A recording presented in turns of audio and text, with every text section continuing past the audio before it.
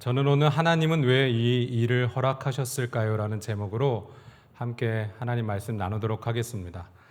요즘 많이 더워진 것 같습니다. 많이 더운데 제가 생각해 보니까 교회만큼 시원한 곳이 없는 것 같습니다.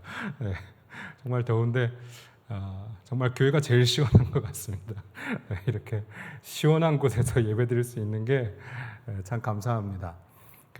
제가 우리 교회 주변이나 이렇게 동네를 다니다 보면 재건축하는 이 공사 현장을 아마 저도 많이 보고 우리 성도님들도 많이 보실 겁니다. 우리 교회 주변에 재건축하는 곳이 워낙 많기 때문에 네, 지나는 곳마다 재건축하는 곳 많이 우리 성도님들도 보실 겁니다. 그런데 재건축하는 곳들을 보면 하나같이 앞으로 이 아파트가 어떤 아파트가 이렇게 될 것이라는 플랜카드를 걸어놓는 것을 많이 보실 겁니다. 거의 재건축하는 그 공사 현장마다 플랜카드가 걸려 있습니다. 그래서 제가 그 플랜카드 내용들을 몇 개 좀 적어왔습니다. 보면 명품 단지로 거듭나겠습니다. 이런 내용이 있고요. 네, 이 지역의 대장이 되겠습니다. 이게 가장 많았습니다. 네, 우리 강남구의 대장이 되겠습니다. 혹은 어떤 지역의 대장이 되겠습니다. 이 플랜카드가 제일 많았던 것 같습니다. 우리나라 사람들 참 대장 되는 거 좋아하는 것 같습니다.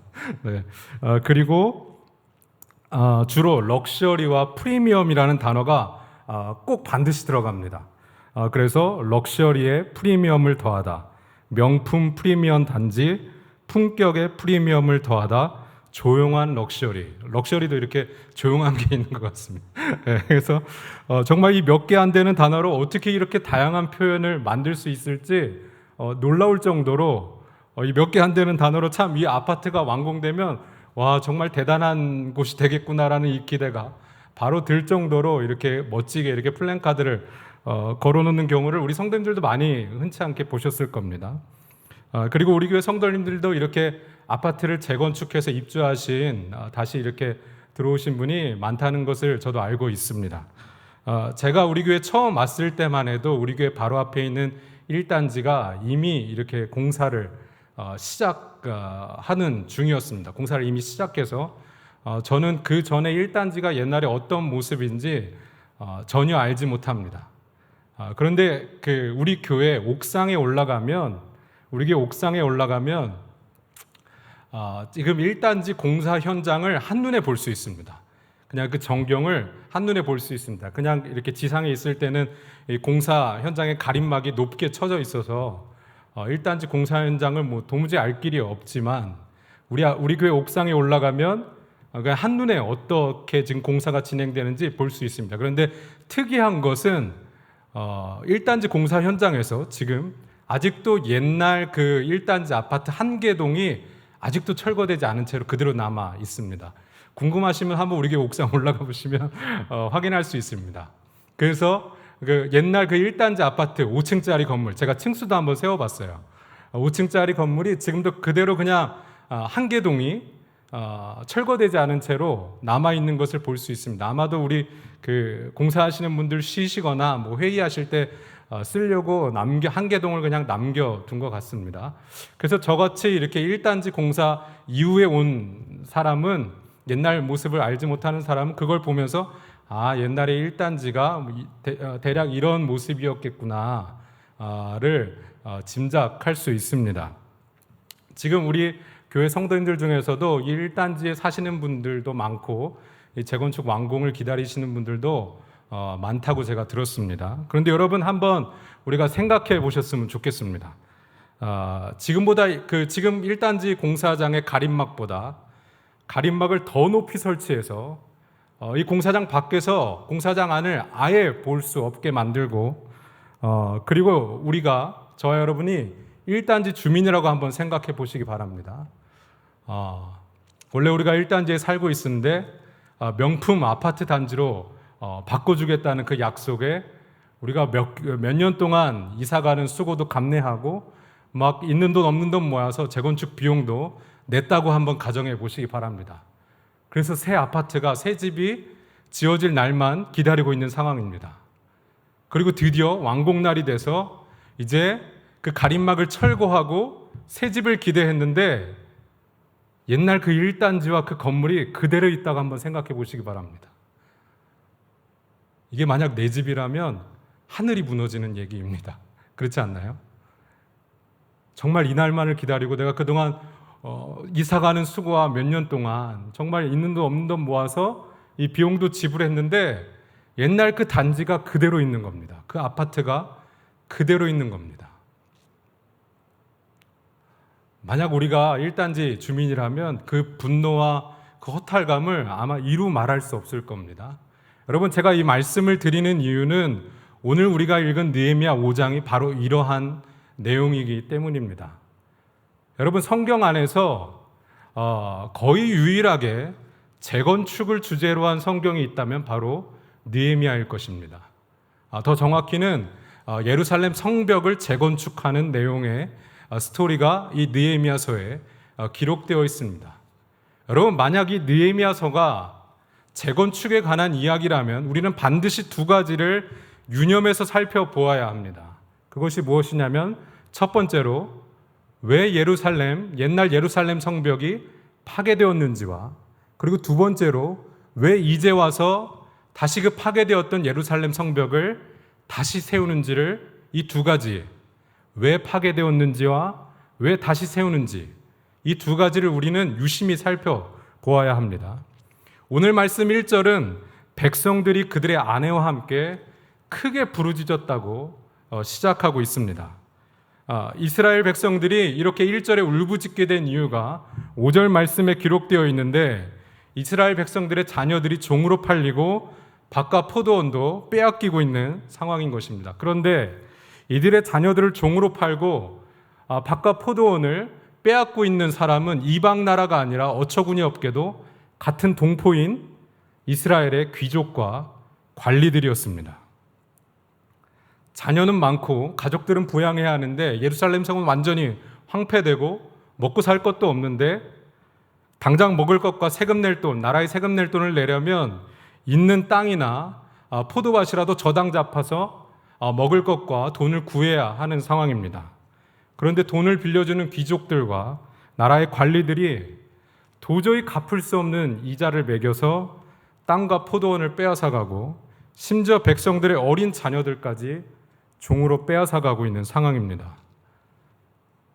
백성들은 당장 눈앞에서 가족들을 굶겨 죽일 수는 없으니까 어쩔 수 없이 갚을 수 없는 이자인 것을 알매도 불구하고 계속해서 돈을 빌리고 있는 상황이 지금 오늘 느헤미야 5장의 상황입니다. 여러분, 미국의 월트 디즈니라는 회사를 잘 아실 겁니다. 미키마우스나 우리 모두가 아는 것처럼 라이언 킹, 요즘에는 그 겨울왕국 등과 같은 아주 유명한 그 만화 영화 애니메이션을 이렇게 제작하는 회사인데 이 월트 디즈니가 단순히 아이들 만화 영화만 이렇게 제작하는 작은 회사가 아닙니다. 전 세계 대략 20만 명의 직원들을 거느리고 있는 아주 거대한 회사입니다. 그런데 이 월트 디즈니에서 월트 디즈니의 창업주인 월트 디즈니보다 월트 디즈니만큼 유명한 사람이 한 명 있습니다. 이 월트 디즈니 사내에서 그 사람이 누구냐면 2005년부터 2020년까지 디즈니 역사상 최장수 CEO를 역임한 밥 아이거란 사람입니다. 이 사람이 왜 유명하냐면 이 사람이 CEO가 된 2005년 CEO가 되자마자 2006년에 스티브 잡스로부터 픽사를 인수하고 2009년에는 그 어벤져스로 유명한 마블 엔터테인먼트를 인수하고 2012년에는 미국의 아주 전설적인 감독인 조지 루카스로부터 스타워즈를 인수하는 데 성공합니다. 그래서 죽어가던 이 월트 디즈니를 완전히 탈바꿈하고 완전히 새로운 세계를 건설한 이 디즈니 안에서 완전히 새로운 세계를 건설한 입지전적의 인물입니다. 그런데 이 밥 아이거가 2017년에 월트 디즈니에 이사의 워크숍을 열면서 그 주제를 발표했습니다. 그 주제가 뭐였냐면 파괴였습니다. 당시에 잘 나가던, 당시에 최고의 실적을 자랑하던 월트 디즈니 이사의 워크숍의 주제가 파괴였습니다. 그래서 많은 사람들이 이 CEO였던 밥 아이거한테 물어봤습니다. 왜 워크숍의 주제를 파괴로 정했나요? 물어보니까 우리 월트 디즈니를 재창조하고 살아남기 위해서 나는 파괴로 주제를 정했습니다. 라고 대답했습니다.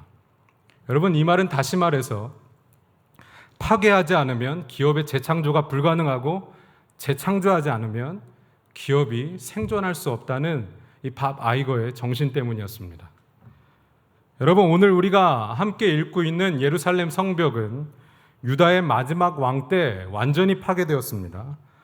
이 예루살렘 성벽이 파괴될 당시의 상황이 예레미야 34장에 자세하게 기록되어 있는데, 이 당시에 이스라엘 백성들한테 한 가지 죄가 있었습니다.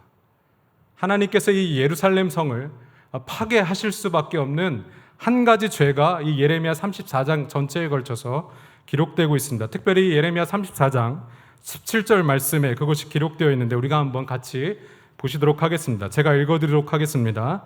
그러므로 여호와께서 이와 같이 말씀하시니라. 너희가 나에게 순종하지 아니하고 각기 형제와 이웃에게 자유를 선포한 것을 실행하지 아니하였은즉 내가 너희를 대적하여 칼과 전염병과 기근에게 자유를 주리라. 여호와의 말씀이니라. 내가 너희를 세계 여러 나라 가운데 흩어지게 할 것이며. 여러분, 이 말씀에 보면 하나님께서 이스라엘 백성을 완전히 진멸하시는, 흩어지게 만드는 이유가 한 가지 있는데, 그것은 무엇이냐면 하나님께 순종하지 않고 형제와 이웃들에게 자유를 주지 아니하였기 때문입니다. 다시 말해서 형제와 동포를 종으로 삼았기 때문입니다. 그래서 이 말씀에 보시면 하나님이 너희한테 자유를 주는 것이 아니라 칼과 전염병과 기근에게 자유를 주어 너희를 완전히 흩어버리겠다고 하나님께서 지금 말씀하고 계십니다. 여러분, 예레미야 이전에 살았던 아모스 선지자에게도 하나님께서 이 예루살렘 성의 파괴를 미리 말씀하셨는데, 그것이 아모스서 2장 5절부터 7절 말씀에 기록되어 있습니다. 제가 한번 읽어드리도록 하겠습니다. 아모스서 2장 5절부터 7절인데, 내가 유다에 불을 보내리니 예루살렘의 궁궐들을 사르리라. 여호와께서 이와 같이 말씀하시되 이스라엘의 서너 가지 죄로 말미암아 내가 그 벌을 돌이키지 아니하리니 이는 그들이 은을 받고 의인을 팔며 신 한 켤레를 받고 가난한 자를 팔며 힘없는 자의 머리를 티끌 먼지 속에 발로 밟고 연약한 자의 길을 굽게 하며 라고 기록되어 있습니다.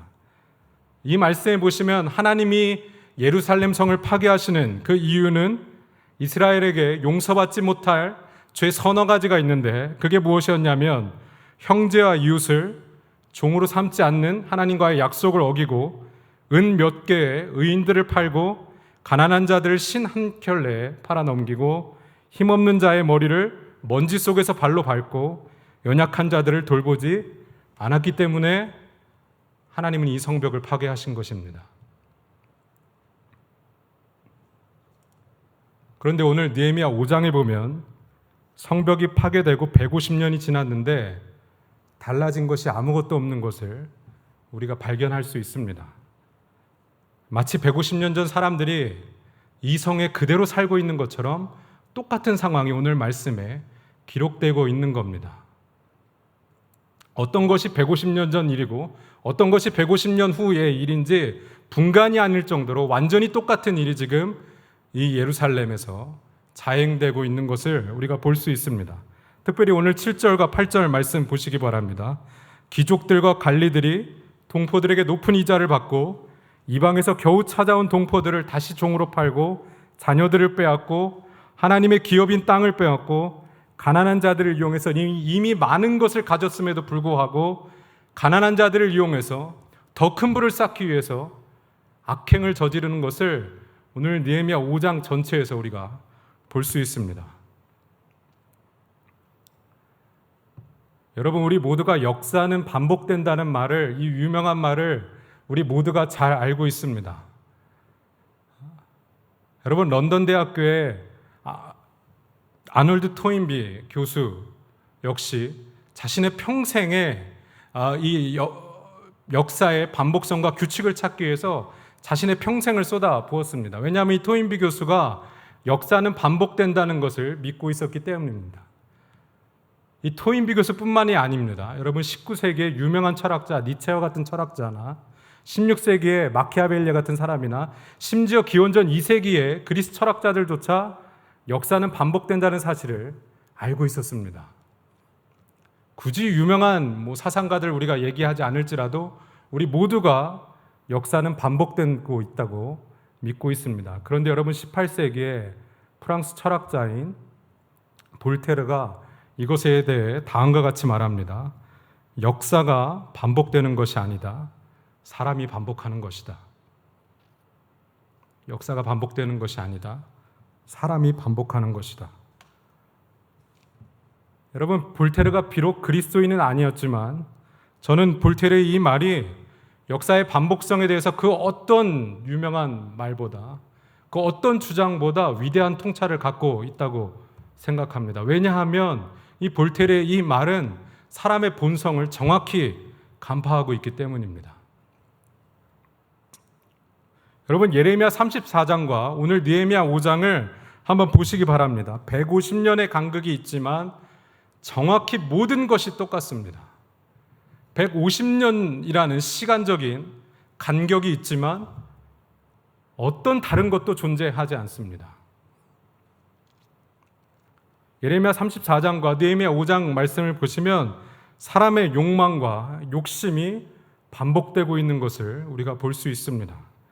이 극심한 상황 속에서도, 나라가 무너져가는 상황 속에서도, 그리고 나라가 폐허가 되고 다시 일으키는 이 극심한 상황 속에서도 지겹도록 살아남는 사람의 이기심이 지금 반복되고 있는 것을 우리는 볼 수 있습니다. 여러분, 느헤미야가 성경에서 거의 유일하게 재건축에 관해서 이야기하고 있다면 150년 전에 파괴하신 이 성벽을 왜 하나님이 150년 만에 다시 건축하려고 하시는지 우리는 하나님의 마음을 아는 것이 바로 이 책의 가장 중요한 목적입니다. 하나님의 진짜 목적은 성벽이 아니었습니다. 하나님의 목적은 건물도 아니었습니다. 하나님의 진짜 목적은 이 성벽을 통해서 이전 세대와는 완전히 다른 새로운 세대가 일어나길 바랬고, 이방 나라들과 완전히 다른 하나님의 백성들을, 구별된 하나님의 백성들이 일어나길 바라셨고, 하나님의 자녀로서 하나님을 닮는 백성들이 일어나길 바라셨습니다. 그래서 지금 이스라엘 성벽을 150년 만에 재건축하고 계신 겁니다. 그런데 성벽은 건축되어 가고 있는데 그 안에 사는 사람들이 성벽 밖의 사람들과 전혀 다른 점이 없는 것입니다. 심지어 이 성벽이 파괴될 당시의 사람들과도 전혀 다른 점이 지금 발견되지 않고 있는 것입니다. 여러분, 이것을 보시는 하나님의 마음이 어떠시겠습니까?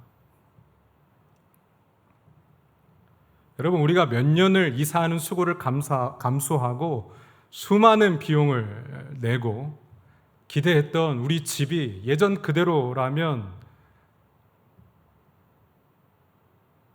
우리의 실망감이 어떻겠습니까? 하물며 150년을 기다리신 하나님께서 내가 이 성벽을 파괴했을 당시의 모습과 전혀 다른 점이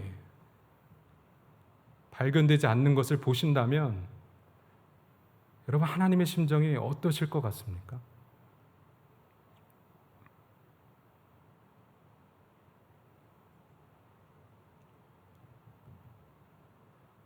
우리는 느헤미야를 읽을 때 이 하나님의 심정을 헤아리셔야 됩니다. 그런데 여러분, 여기 느헤미야 5장에 유일하게 다른 사람이 한 명 있었습니다. 그것은 느헤미야입니다. 느헤미야는 150년 전 사람들과 완전히 다른 사람이었습니다. 14절부터 느헤미야가 어떻게 다른지 자세하게 기록되어 있습니다. 우리가 14절과 15절을 한번 읽어보시도록 하겠습니다. 14절과 15절 한번 읽어보시도록 하겠습니다. 시작. 또한 유다 땅 총독으로 세움을 받은 때 곧 아닥사스다 왕 제20년부터 제32년까지 12년 동안은 나와 내 형제들이 총독의 녹을 먹지 아니하였느니라. 나보다 먼저 있었던 총독들은 백성에게서 양식과 포도주와 또 은 40세겔을 그들에게서 빼앗았고 또한 그들의 종자들도 백성을 압제하였으나 나는 하나님을 경외함으로 이같이 행하지 아니하고. 아멘. 여러분, 느헤미야의 전임 총독들은 재임 기간에 백성들에게 가로채기 바빴고 그 종자들, 다시 말해서 그 측근들도 이 자리에 오르자 백성들에게 뺏기 급급했습니다. 왜냐하면 한몫 챙기는 것이죠. 높은 자리에 올랐으니까. 인생을 바꿀 만한 절호의 찬스 아닙니까? 그런데 오늘 말씀에 보면 느헤미야는 총독의 녹을 받지 아니하였습니다. 느헤미야가 이렇게 한 이유는 이 15절 마지막에 기록된 대로 나는 하나님을 경외함으로 이같이 행하지 아니하였고. 여러분, 여기서 모든 차이가 발생합니다. 여러분, 우리 인생의 모든 차이가 바로 이 지점에서 발생합니다. 저와 여러분이 하나님을 믿든지 안 믿든지, 저와 여러분이 세상 사람들과 다른지 똑같든지, 여러분, 저와 여러분이 하나님을 사랑하든지 안 하든지 모든 차이가 바로 이 지점에서 발생합니다. 나는 하나님을 경외함으로 이같이 행하지 아니하였고, 나는 하나님을 두려워함으로 이같이 행하지 아니하였고. 느헤미야가 전임 총독들과 다르고, 느헤미야가 이방 사람들과 다르고, 느헤미야가 150년 전과 다른 것이 바로 여기입니다. 그리고 하나님이 재건축하신 이유가 바로 이러한 사람들을 보기 위해서였습니다. 그렇기 때문에 하나님의 마음을 알았던 느헤미야는 16절 말씀해 보시면 이 총독 재임 시절에 자신의 인생을 바꿀 수 있는 기회가 왔음에도 불구하고 하나님을 경외함으로 땅을 사지 아니하였고, 17절과 18절 말씀 보시면 매일같이 150명의 관리들과 주변 나라에서 파견한 사신들을 위한 식사를 매일같이 준비하면서도 느헤미야는 어떠한 총독의 녹도 요구하지 아니하였습니다. 150년 전 사람들과 완전히 다른 사람이 지금 일어난 것입니다. 여러분, 말씀을 마무리하도록 하겠습니다. 미국의 폴 워셔라는 목사님이 계십니다. 이 폴 워셔라는 목사님이 다음과 같이 말씀하셨습니다. 그것은, 여러분, 만약 제가 이 수요 예배를 인도하기 위해서 오고 있는 길에 고속도로에서 시속 200km로 달려오는 덤프트럭에 제가 부딪혔다고 그렇게 말하고 있다고 한번 상상해 보시기 바랍니다. 제가 이 수요 예배를 인도하는 길에, 말씀을 전하러 오는 길에 고속도로에서 시속 200km로 달려오는 덤프트럭에 부딪혔는데 제가 어떠한 상처도 없이 멀쩡하게 이 자리에 와서 지금 예배를 인도하고 있다고 제가 말씀드린다고 한번 생각해 보시기 바랍니다. 여러분은 아마 저를 둘 중 하나로 생각할 것입니다. 미쳤거나 아니면 지금 제가 여러분들에게 거짓말을 하고 있거나.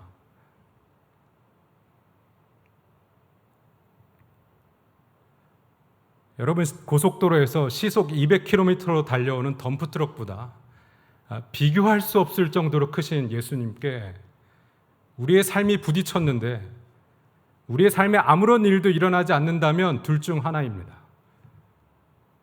미쳤거나 아니면 실제로 부딪히지 않았는데 부딪혔다고 거짓말하고 있거나.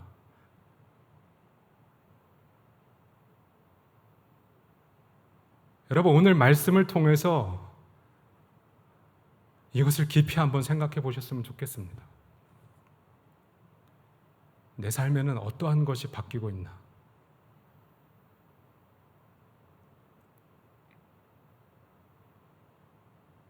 이전과 내 삶은 무엇이 달라졌나? 오직 이것은 하나님과 내 자신만 아는 문제입니다.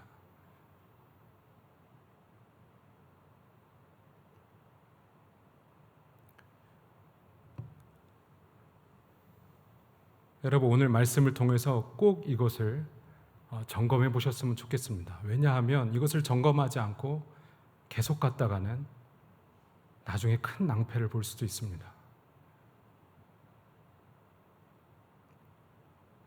오늘 우리가 함께 읽은 이 느헤미야, 하나님을 경외함으로 이같이 행하지 아니하였고, 이것이 우리 삶의 모든 선택에 가장 선행되어야 합니다. 세상 사람들이 어떻게 선택하든지 간에, 세상 사람들이 우리에게 어떠한 조언을 하든지 간에, 우리는 나는 하나님을 경외함으로 이같이 행하지 아니하였습니다 라고 하나님 앞에 자신 있게 고백하는 우리 모든 성도님들 되시길 주님의 이름으로 축복합니다.